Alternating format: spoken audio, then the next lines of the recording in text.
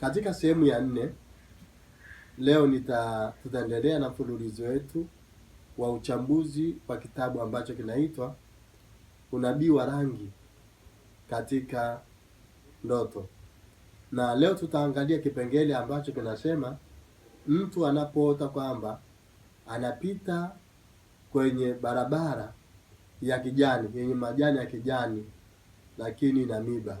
Kijani maana yake ni ustawi, ni kufanikiwa, ni kubarikiwa. Lakini miiba, unapoota miiba ipo katika barabara ya kijani, maana yake ni nini?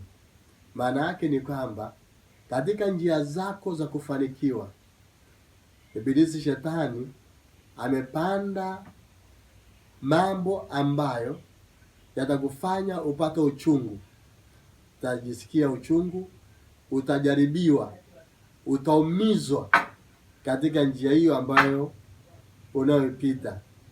Na Mungu akupe neema endapo unaota ndoto ya kwamba unatembea kwenye barabara ya kijani, lakini barabara hii ina miiba. Na unaweza kusoma katika tafsiri katika kitabu cha Mathayo mlango wa 7 mstari wa 13 basi mpaka mstari wa 14 unaweza kusoma. Jina langu ni Dr. Elisalia Palanjo.